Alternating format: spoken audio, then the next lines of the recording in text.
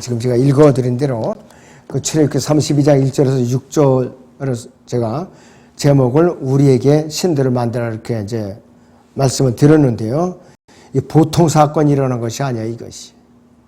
32장 1절, 자, 여기 앞절을 다시 보죠. 모세가 산에서 내려오는 것이 지체되는 것을 보고 백성들이 아론에게로 함께 모여들어 그에게 말하기를 그랬어요.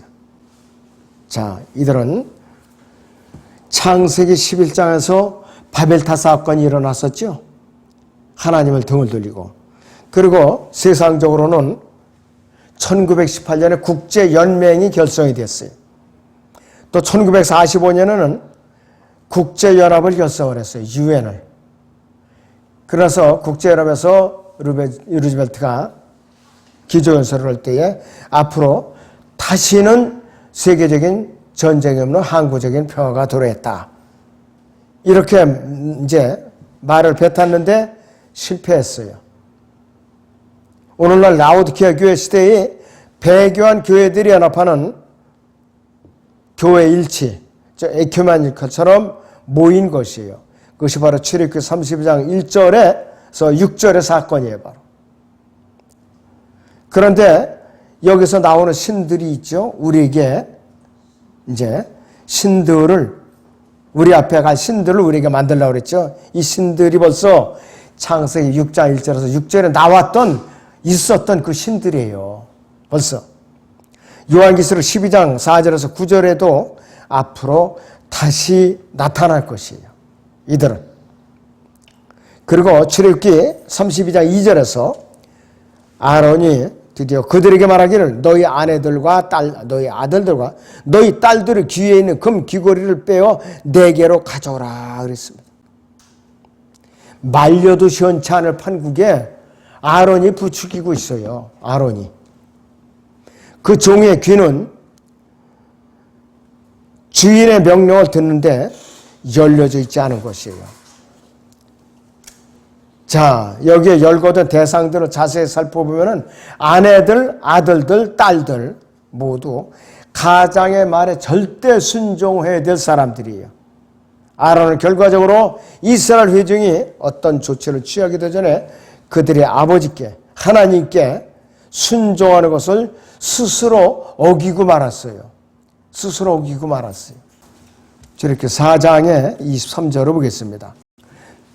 내가 네게 말하노니 내 아들을 가게 해서 그로 나를 섬기게 하라. 만일 네가 그를 보내기를 거절하면 보라. 내가 네 아들 내 첫 태생을 죽이리라 하라 하시니라 그랬습니다. 출애굽기 32장 4절에는 주조한 송아지 있죠. 이거는 틀에 부어서 만들어진 거예요. 아론과 이스라엘 백성들은 처음에 나오는 두 계명을 어긴 거예요. 두 계명을 어겼는데 어떠한 계명이냐? 출애굽기 20장 2절을 봅니다. 나는 이집트 땅 종의 집에서 너를 데리고 나온 주 너희 하나님이라 그랬습니다. 하나님을 섬기는 데서 등을 돌렸어요. 5절에 보시면 너는 그것들에게 절하지 말고 그것들을 섬기지 말지니라. 이는 다 주 너희 하나님이 질투하는 하나님이니 나를 미워하는 자들이 3, 4대까지 그 조상들이 죄악을 그 자손들에게 미치게 하고 그랬어요. 출애굽기 34장 17절을 봅니다. 너는 주조한 신상들을 만들지 말지니라 그랬어요. 너는 주조한 신상들을 만들지 말지니라 그랬습니다. 주조한 신상들을 섬기는 종교들이 많죠. 불상, 법당에 가면 불상이 있죠. 성당에 가면 거기에 마리아상이 있죠. 또 교회 가면은 주조는 하지 않았지만은 십자가 있죠. 저는 그래서 그 고촌으로 이사간 그 교회가 그날 그 십자가나 좀 치웠으면 좋겠더라고요. 거기다 또 이것까지 씌워놨어. 가시관까지. 그거는 치워야 되는 거예요. 어떤 경우에도 명부에 그건 통하지 않을 소리예요. 교회 안에는 어떤 형상도 있어서는 안 돼요. 제사장 아론은 결과적으로 금으로 자기의 신분을 망친 사람이에요. 이 금은 하나님께서 이스라엘 자손에게 출애굽 당시에 이 이집트인들의 것을 다 털어서 출애굽 당시에 주었던 그 금이에요. 바로 이렇게 12장의 35절을 봅니다. 이스라엘 자손들이 모세의 말대로 이집트인들에게서 은폐물과 금폐물과 의복을 빌렸더니 이랬어요. 주께서 이집트인들이 목전에서 백성들에게 은철을 부심으로 이집트인들은 그들이 요구하는 대로 그들에게 빌려주더라. 그들이 이집트인들에게서 빼앗더라 그랬어요. 그런데 이것이 파라오 느코가 이스라엘 정부 걸어왔을 때 결국은 다 토해내고 말았어요. 성전에 기둥에 입혔던 금까지 다 벗겨가고 말았어요. 금방패, 작은 방패, 큰 방패도 솔로몬이 만들어 놓은 것도 다 이집트로 갖고 갔어요. 그리고 이 놋방패로 대신 만들어 갖고 채워놓고 말았다 이것이. 하나님 앞에 합당했으면은 왜 다시 돌려줬겠느냐. 합당하지 않은 짓을 했으니까 다 돌려줬죠. 돌려주고 말았다 이것이. 그래서 이 출애굽기 32장 4절에서는 이렇게 말씀하고 있어요. 그들이 손에서 그것들을 받아서 주조한 송아지를 만든 후에 새기는 도구로 모양을 만드니 그들이 말하기를 오 이스라엘아 이것들이 너를 이집트 땅에서 데리고 나온 너희 신들이라 했습니다. 세 가지가 나오죠. 여기서 금이 나오고 송아지가 나오고 귀걸이가 나와요. 그리고 32장 4절 하반절에 보시면 오 이스라엘아 이것들이 너를 이집트 땅에서 데리고 나온 너의 신들이라 이렇게 말한 거예요. 이들은 출애굽 당시에 미래에 송아지를 만들 재료를 갖고 나온 거예요. 이들이. 이스라엘 백성들이 더군다나. 아론은 다만 내일은 주께 명절이니라고만 말을 했는데 아론은 분명히 참돼서 하나님을 알고 있었던 사람이에요. 거룩한 날들이나 특별한 경우에 합당한 제물을 드리는 것에 대한 염원도 있는데 여기에 나오는 아론이라고 하는 이 제사장은 이교도들이 원하는 대로 경배를 허용하고 말았다. 금송아지를 부어서 만들어서 그것을 주조한 금송아지를 다듬어 가지고서 바알을 섬긴 거죠. 한마디로 바알 신을 섬긴 거라 이것이. 이런 현상은요. 그리스도인의 전통과 연결시키는 것과 똑같은 것이에요. 그런데 이러한 형상들이 있어야 할 곳이 딱 한 군데예요. 지옥이에요. 지옥. 이게 믿음 안에 있으면 안 되는 거예요. 이것이. 안 된다 이거예요.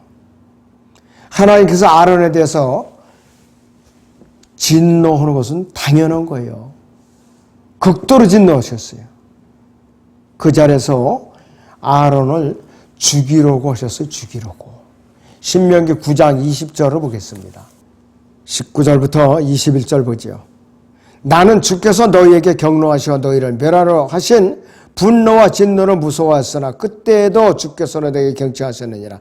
또 주께서 아론에게 진노하시어 그를 멸하려 하셨으니 내가 아론을 위해서도 같은 시각에 기도하였느니라.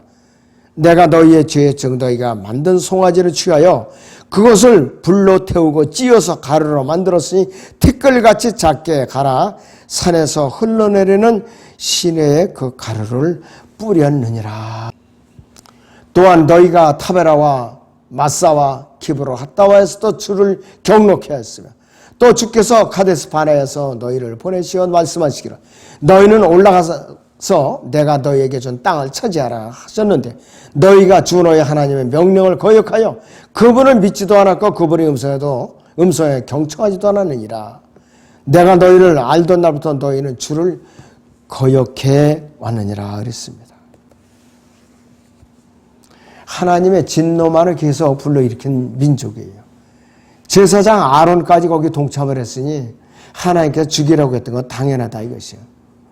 모세가 만약에 중보하지 않았더라면 이스라엘 회중은 모세가 진중으로 돌아오기 전에 모조리 아주 몰살을 당했을 뻔했어요. 출애굽기 32장 다시 봅니다. 출애굽기 32장 11절부터 13절을 봅니다. 모세가 주 그의 하나님께 간구하여 말씀드리기를 주여 주께서 위대하신 능력과 능하신 손으로 이집트 땅으로 데리고 나오신 주의 백성에 대하여 어찌하여 주의 진노가 맹렬하시나이까? 어찌하여 이집트인들로 말하여 이르기를 주가 그들에게 악을 가져와서 그들을 산에서 죽이고 지면에서 진멸하려고 데리고 나왔도다 하게 하시나이까? 주의 맹렬한 진노에서 돌이키시고 주의 백성을 향한 이 재앙에서 마음을 돌이키소서.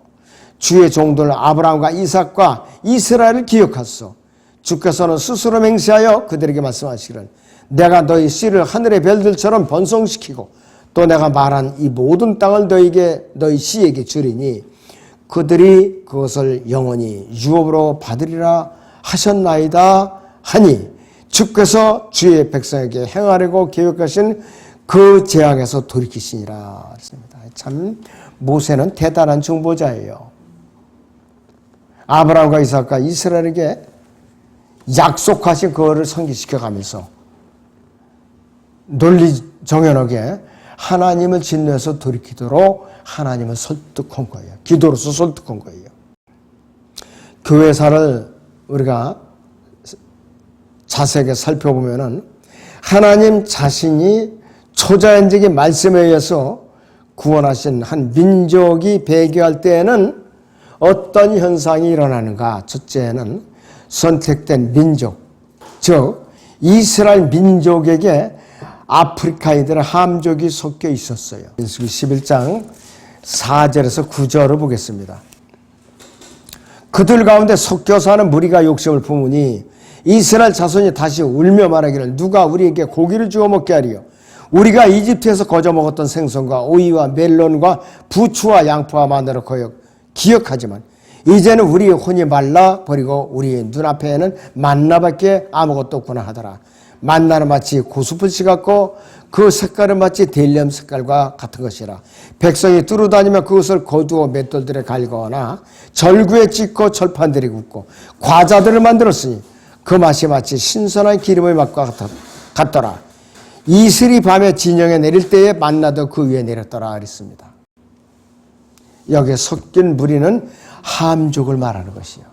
이집트에서 따라 나온 섞인 무리라 이것이에요. 그리고 경배하는데 아프리카 음악이 사용됐어요. 아프리카 음악. 보면 거기 출애굽기 32장 다시 보세요. 6절을 다시 보죠. 그들이 이튿날 일찍 일어나 번제를 드리고 또 화목제를 가져와서는 백성이 앉아서 먹고 마시며 일어나서 뛰놀더라. 분명히 여기에 음악이 동원됐는데 이 음악은 아프리카의 락 음악이라 이것이에요. 지금 락 음악이 미국을 점령했어요. 우리나라도 점령당했어요. 지금 미국에 자치령이 있거든요. 남미 쪽에 푸에르토리코라고. 근데 거기에 일손이 딸리니까 아프리카 흑인들을 계속 노예로 붙들어다 거기다가 계속 풀어놓은 거예요. 푸에르토리코에. 그러니까 거기 있는 미국인들이 다 완전히 영적으로 점령을 당한 거예요. 완전히 점령을 당했다 이것이. 그리고 영적인 제물이 아니라 실제로 희생제물이 바쳐진 거예요. 희생제물이. 그리고 주관하는 제사장 아론은 하나님에 의해서 성별되지도 않았고 기름 부음을 받지도 않았다 이것이. 완전히 하나님께 제껴놓은 거예요. 이렇게 되니까. 주께 명절이다는 명목 아래 돈이 최고의 신으로 숭배되고 말았고, 제사장은 자신의 지위를 이용하고 보통 사람들이 사실 모르는데 그 대신 사람들을 살살 이제 달래는 수법으로 이렇게 배교를 시작하는 거예요. 그리고 무엇을 경배하는지 그 대표되어지는 대상을 볼 수 있도록 요구하는데 이것이 뭐냐 나중에 사탄의 예편에 눈에 보이는 신을 이제 요구하는 거예요. 사람들이. 적그리스도 눈에 보이잖아요. 앞으로. 그렇게 요구하는 거예요. 그래서 저렇게 32장 1절에서 일어나서 우리 앞에 갈 신들을 우리에게 만들라 그랬는데 이스라엘 백성들이 요구는 오늘날 모든 인류의 위침이에요. 모든 인류의 위침이라는 것이. 그래서 인간에게는 경배에 어떤 것이 있어야만 돼요. 무신론자, 사기꾼이야. 무신론자 없어요. 이 세상에. 어떤 것든지 믿게 돼 있어요. 믿게 돼 있다 이것이. 그런데 인간에게 경배해야 할 어떤 것이 있어야 되는데 그 경배해야 할 신은 미래를 볼 수 있어야 돼요. 또 두 번째는 인류를 먹여 살릴 수가 있어야 돼요. 세 번째는 그것을 또 볼 수가 있어야 되는데 이것이 앞으로 인류의 구미를 맞춰줄 적그리스도예요. 적그리스도라 이것이요. 예수 그리스도께서 지사에서 직접 왕으로서 통치하시기 전에는 불가능한 일들이에요. 로마 카톨릭이나 공산주의자들은 이거를 흉내내고 있는 자들이에요. 여러분들 그 공산주의자들 있죠? 정책이 사람들에게 복지 정책을 계속 풀어내요. 복지 정책을. 지금 베네수엘라가 왜 이렇게 거지가 되느냐? 세계에서 2위의 석유 매장량을 가졌어요. 그런데 사람들이 일을 안 하게 한 거예요. 집도 그냥 줘. 그 다음에 교통수단도 다 무료야. 병원이고 뭐고 일체 학교고 뭐 공유이고 다 무료예요. 그러다 보니까 사람들이 일을 안 하는 거예요. 그래서 그렇게 거지가 된 거예요. 그래서 공산주의 정책은 빚을 지어가면서 복지 정책을 자꾸 펴라. 복지 정책. 그러면은 알아서 우매한 대중이 알아서 무릎 꿇게 돼 있다. 그런 거예요. 그래서 공짜 좋으면 나라가 망하는 것이에요. 이 스웨덴이나 노르웨이, 핀란드 같은 데 보세요. 복지 정책 일찌감치 손들었어요. 그래서 실패했거든. 요람에서 무덤까지 그거는 공산주의 구호이면서 마귀의 구호예요. 요람에서 무덤까지는 괜찮아요. 지옥까지 가니까 문제지. 왜? 복음을 안 듣거든. 그러다 보니까 복음을 안 듣는 거예요. 그래서 이 신들은 타락한 인간에게 여러 가지 모양으로 다가와요. 여러 가지 모양으로, 여러 가지 명칭으로. 그런데 정치 지도자들은 정기적으로 이거를 갖다가 충족시켜줘요. 일시적으로. 미래를 볼 수 있게, 인류를 먹여 살릴 수 있게, 또 이제 볼 수 있게끔 여러 가지 선거 때만 되면 아주 동네마다 시끄러워서 미칠 지경이에요. 정치구호 외치더라고. 그런데 일단 당선되고 나면 그게 실현이 안 돼요. 뭐가 재정이 있어야 되지. 안 되는 거예요. 국고가 비어 있으면 부도가 나게 돼 있어요. 그러니까 거짓말쟁이 구호는 구호로 끝나는 거예요. 그냥. 우리 앞에 갈 신들 여기서 말씀하고 있는 신에게 요구되어지는 것은 미래를 알아야 되고 미지의 세계로 안전하게 인도를 해야 되는데 여태까지 나타났던 모든 신들은 정반대로 인류를 인도했던 것이에요. 그래서 그 결과 드러나는 것은 뭐냐? 지금까지 인류에게 나타났던 신들이라고 자처했던 모든 자들은 구원받아야 할 죄인들에 불과했다 이거예요. 신들이 아니에요. 그리고 또 이들 모두가 예언한 것은 화평, 평화를 주장하는 것이에요.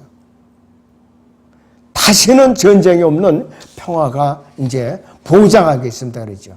절대로 불가능한 것이. 신명기 18장 22절 봅니다. 어떤 선지자가 주의 이름으로 말하는데 그런 일이 일어나지도 않고 성취되지 않았으면 그것은 주께서 말씀한 것이 아니라 그 선지자가 주제넘게 말한 것이 너는 그를 무서워할지니라 했습니다.